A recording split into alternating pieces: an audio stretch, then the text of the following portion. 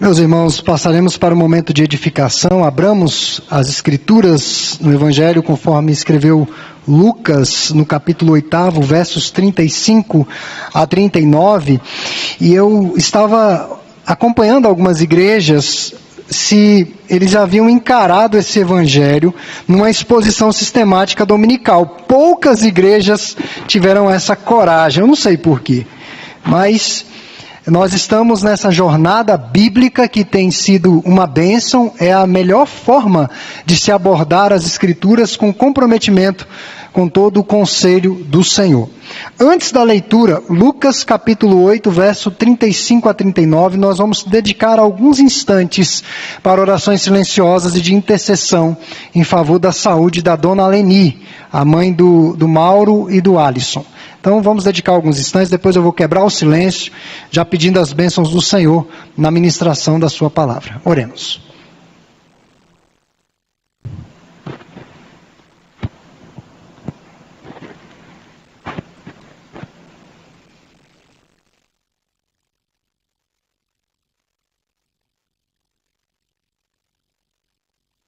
Deus amado, suplicamos que o Senhor continue visitando com graça, misericórdia, providência a nossa irmã Dona Leni, naquela UTI de hospital, que o Teu Espírito Santo possa afofar o leito dela, que o Teu Espírito Santo possa consolá-la e que o Senhor acampe os Seus anjos em derredor da Tua filha, ó Deus.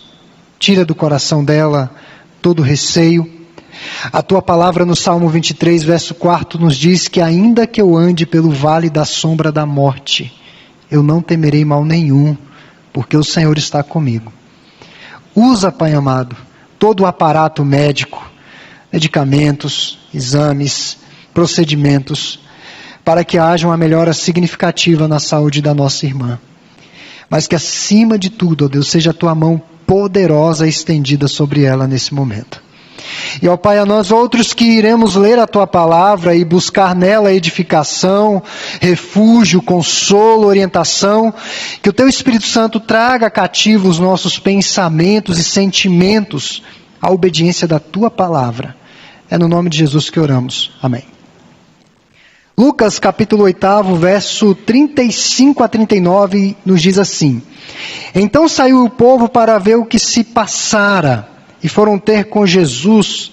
De fato, acharam o homem de quem saíram os demônios, vestido em perfeito juízo, assentado aos pés de Jesus, e ficaram dominados de terror.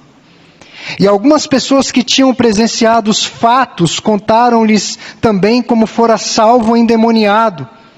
Todo o povo da circunvizinhança dos Gerazenos rogou-lhe que se retirasse deles, pois estavam possuídos de grande medo. E Jesus, tomando de novo o barco, voltou. O homem de quem tinha saído os demônios rogou-lhe que o deixasse estar com ele. Jesus, porém, o despediu, dizendo: Volta para casa e conta aos teus tudo o que Deus fez por ti. Então foi ele anunciando por toda a cidade, por toda a cidade e todas as coisas que Jesus lhe tinha feito. Nós vimos há alguns meses, nesse cenário de polarização política, quase que a consumação de uma espécie de terceira via. O ex-ministro da Justiça, juiz aposentado, Sérgio Moro, se colocou em um partido com essa intencionalidade e até essa semana era pré-candidato à presidência da República, nesse pleito eleitoral. E de repente, a candidatura derreteu. De uma hora para outra, ele disse que não ia mais concorrer a esse cargo. As coisas mudaram. Ele se contradisse. Disse que se não fosse candidato, alguém perguntou para ele se ele resistiria esse período de candidatura, e ele disse: olha, se eu não resistir, eu não acredito mais no Brasil, porque a minha confiança é que eu serei presidente para o país mudar. Como se a mudança dependesse apenas do executivo.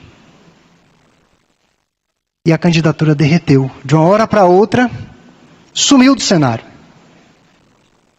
Meus irmãos, tudo nesse mundo pode ser transformado. Tudo nesse mundo pode mudar de uma hora para outra. Hoje nós temos um cenário. Amanhã nós vamos ter um outro cenário. Eu acho que se nós retroagíssemos ou voltássemos no tempo, se isso fosse possível, há 10 anos atrás, você falar de gasolina a quase R$10 era surreal. Mas isso nunca vai acontecer. Nós sabemos que por N fatores o mundo está em recessão. N fatores. No nosso país, ainda temos o privilégio, pagamos caro, mas ainda temos o privilégio de ir ao mercado e encontrar produtos. Tem países de primeiro mundo, especialmente com essa guerra no leste europeu, que estão sem alimentos básicos. Nós ainda somos privilegiados. Então tudo nesse mundo pode mudar radicalmente de uma hora para outra. Nessa noite eu quero falar de mudança, de transformação, que está estampada nesse trecho, nessa passagem, no contexto próximo que o reverendo Edilton abordou, verso 26 até o 34, e o que aconteceu em decorrência daquela transformação evidente. E eu quero extrair 3 lições à luz do texto que lemos. A primeira delas é o poder da transformação de Cristo, versos 35 a 37. Esse homem havia perdido o pudor, a dignidade. Era um homem, irmãos, que andava pelado, andava nu. Há muito que esse homem não se vestira, ou se vestia. Perdera o respeito próprio e o respeito dos e pelos outros. Ele vivia nu, absolutamente possuído por demônios.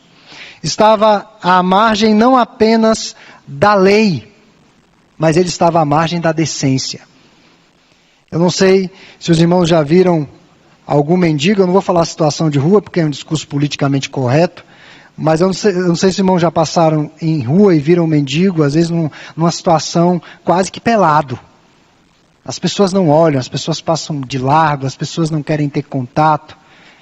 Mas esse ex-endemoniado gadareno, além de estar nessa condição, ainda era um arruaceiro. As pessoas mantinham uma distância de segurança para não serem atingidas por pedras ou por socos e pontapés. Jesus o transformou. Sua primeira ação após a mudança promovida por Jesus foi vestir-se. É o que diz o verso 35. Cuidar do seu corpo com dignidade. A conversão, a mudança de vida vai se expressar pelo exterior. As pessoas vão ver que algo mudou no meu coração. A maneira como eu falo, a maneira como eu me visto, fala muito a respeito de mim. A primeira impressão, muitas vezes, é a que fica, lamentavelmente. Lamentavelmente. Se eu chego de terno em alguns contextos e digo que sou pastor, sou bem recebido. Se eu chego de bermuda em alguns contextos e digo que sou pastor, tem gente que vai dizer, isso é pastor? Tem gente que vai falar assim. Então a mudança é de dentro para fora. O homem estava em perfeito juízo, ou seja, o Senhor lhe restituiu a sanidade mental. E o pastor presbiteriano, o reverendo Hernandes, comentando a respeito desse trecho, desse verso 35, ele fala que a diferença entre sanidade e santidade só é uma letra. Letra T. Só tem uma diferença entre sanidade e santidade. A letra T, que representa, de certa forma, a cruz do nosso Senhor Jesus. Aonde o Senhor chega, há a restauração da mente, do corpo e das emoções. Não é apenas uma restauração espiritual, que já é muita coisa, mas o equilíbrio emocional que nós precisamos, a resiliência que precisamos para lidar com algumas situações. Hoje pela manhã, nas classes dos adultos, nós estudamos acerca de uma parte do fruto do Espírito Santo, que é a mansidão, o cultivo da mansidão, que vai trazer altíssimos benefícios para a vida de maneira geral. Então, é uma mudança integral. Aquele homem não era mais violento, não oferecia mais nenhum perigo à família ou à sociedade de maneira geral. E Jesus continua essa obra de restauração. Nós acabamos de testemunhar aqui. Jesus continua. Jesus pode transformar verdadeiros monstros, pessoas odiosas, em homens e mulheres santos. Escravos do diabo em homens livres. A escória da sociedade, aqueles que ninguém dá nada, em vasos de honra. Deus tem feito isso, Deus pode fazer isso. Então, essa é a primeira lição que nós aprendemos desse texto. O poder de transformação do nosso Senhor. A segunda lição é a rejeição ao Evangelho. Quando foram expulsos do corpo do gadareno, os demônios pediram a Jesus que não os enviasse para o abismo, mas para uma manada de porcos. Eram cerca de 2.000 porcos. Pense, 2.000 porcos juntos. Uma manada de porcos. Eles entraram nos porcos e se precipitaram despenhadeiro abaixo, onde os animais afogaram. Eu não sei se você já viu um porco quando vai ser executado. Se você já esteve num contexto de roça. Parece que alguém fala para ele. Parece que alguém avisa. Mas é um escândalo. Mas é um barraco para esse bicho ser executado. Imagine 2.000 porcos possuídos por demônios. Caindo de despenhadeiro abaixo. Que cena chocante. O histerismo e a morte, no mínimo bizarra, daquela manada de porcos, causou medo nos moradores da cidade. As pessoas que testemunharam aquela situação. É digno de nota que Jesus atendeu o pedido dos demônios. Colocou eles na manada de porcos. E por que Jesus atendeu o pedido deles? Para evidenciar o potencial destrutivo do gadareno. 2.000 porcos possuídos por legiões. Como aquele homem estava carregado. Como aquele homem poderia destruir. Cristo quis evidenciar isso. O poder destrutivo de Satanás na vida do gadareno foi capaz de matar 2.000 porcos. Jesus também quis mostrar para aquela população que um porco não tem o mesmo valor de um homem. Isso está explícito no texto. É o que eu tenho dito aqui recorrentemente. Pet não é ente, embora as pessoas queiram dizer que não é um animal. Não tem o mesmo valor que o ser humano. Cristo quis deixar evidente essa distinção. Imagem e semelhança de Deus não são os pets, são os homens. Jesus está alertando sobre o perigo aqui de se tornar escravo do pecado e do diabo. E fazendo um trocadilho, como o diabo tem transformado muitos homens em porcos. Às vezes, quando nós vemos uma situação que nos sensibiliza profundamente, a gente diz: que espírito de porco, que espírito de bagunça, que espírito de destruição. O diabo faz isso. Os gadarenos ficaram aterrorizados, com medo, mas por detrás desse pavor existia uma outra motivação. O medo de perdas financeiras. 2.000 porcos mortos numa expulsão de demônios. Se tivesse mais uns 3 endemoniados na cidade, que não era muito difícil. Imagine, mais 6.000. Acho que se o Sr. Valdo tivesse alguém que estivesse matando tanto da criação assim, perder uma manada de uma vez. Então, por detrás havia o receio de perdas financeiras. perdas por causa de Jesus. Isso é muito sugestivo. Perdas por causa do Senhor. E qual foi a reação deles ou daquela população? Gentilmente expulsaram Jesus da cidade. Se retira daqui. Se retire da cidade. Nós não queremos o Senhor aqui.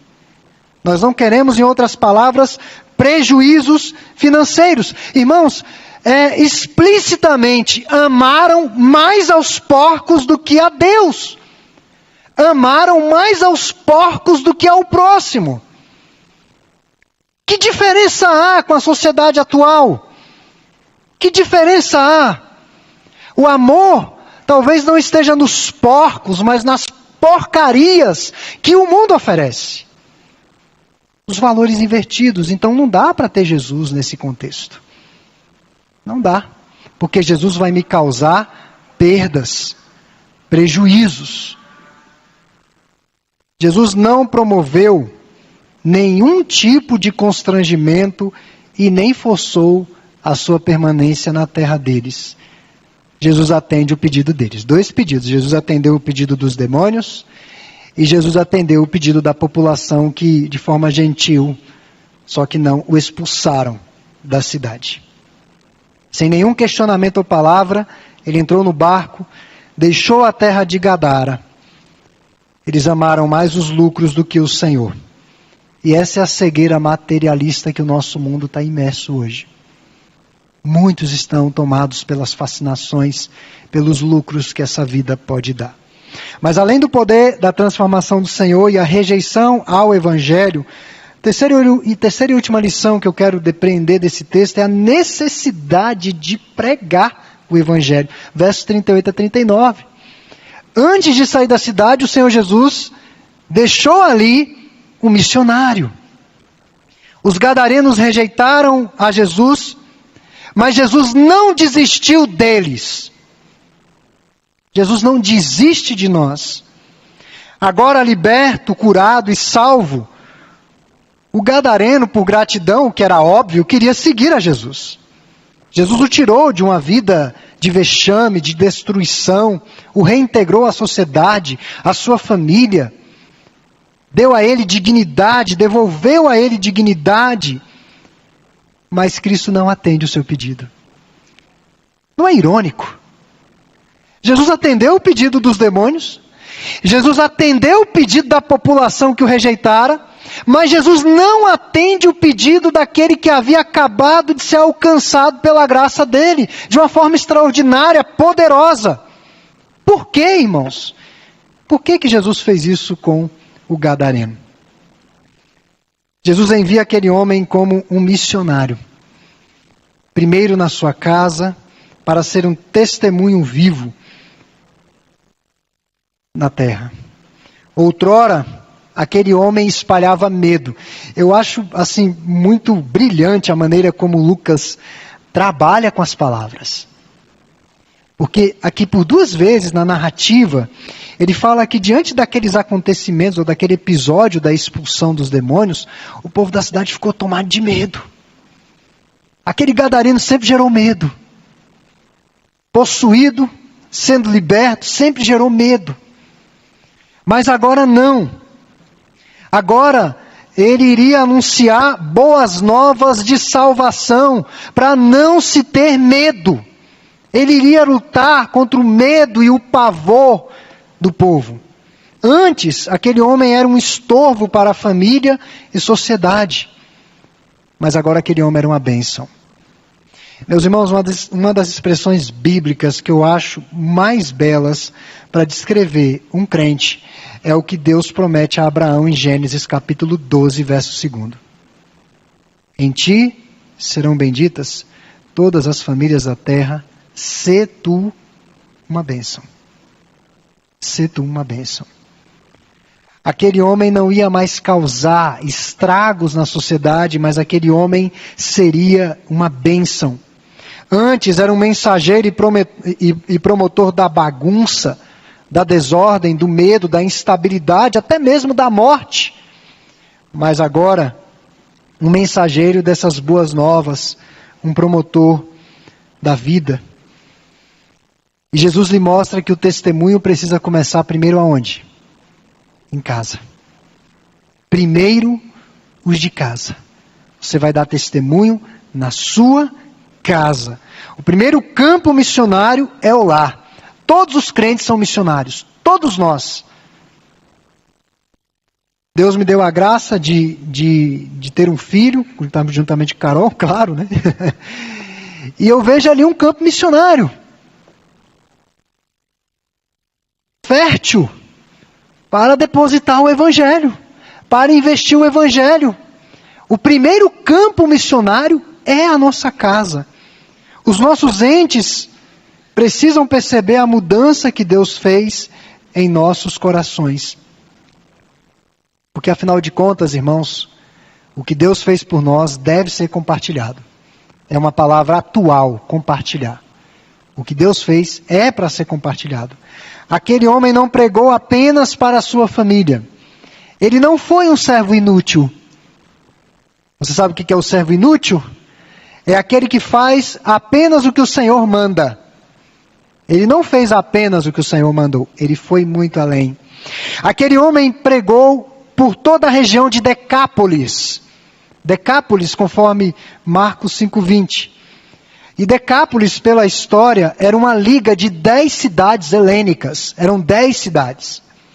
Ele falou em Citópolis, Filadélfia, Gerasa, Pela, Damasco, Canata, Dion, Abila, Gadara e Ipo. Por onde aquele homem ia, falava de Jesus. Não apenas os de sua casa. E não era meramente uma mensagem teórica, mas ele mesmo era um retrato vivo do que Deus fez. Não era algo distante, uma mensagem teórica, eu sou da igreja presbiteriana, lá o ensino é muito bom. Não, Deus está na minha vida. Deus está mudando o meu coração. Deus mudou a minha história. Eu tenho algo a dizer da minha comunhão e da minha vida com Deus. Então, aquele homem se tornou um verdadeiro monumento da graça do Senhor. E meus irmãos, essa noite eu falei da transformação evidente. E essas foram as lições que nós depreendemos do texto. O poder da transformação de Cristo. Deus pode mudar a sua vida hoje. Hoje, Deus pode mudar. Eu creio nisso.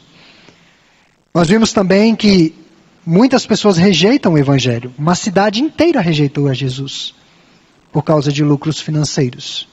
Trocaram a Deus por porcos.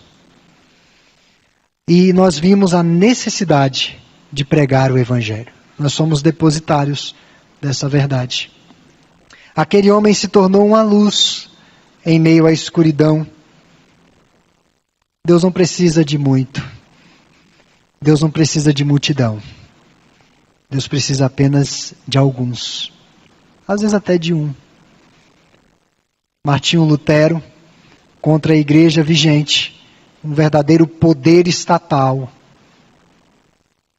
tomado pelo Espírito Santo, na dieta de Worms. Ele diz, olha, eu não vou retroceder, eu não vou me retratar, eu não vou queimar os meus livros, eu não vou parar de estudar a palavra de Deus, a não ser que eu seja convencido pelas Escrituras. Um homem, irmãos, o ganso, um homem. Então Deus não precisa de muito. Pode ser que Deus comece na sua família por você. Muitas vezes, uma última aplicação aqui conclusiva, muitas vezes Deus não atende os nossos pedidos porque Ele sabe o que é melhor para nós. Essa é uma lição que salta aos olhos aqui. E o importante nessa história toda, irmãos, é estarmos no centro da vontade de Deus. Sendo e fazendo aquilo que Ele quer, e não o que eu quero. E não o que é interessante para mim, mas o que Deus quer para mim, o que Deus quer de mim. Se eu estou nessa jornada, posso ter certeza que eu vou contar com a bênção do Senhor. Então que Deus aplique sua palavra aos nossos corações.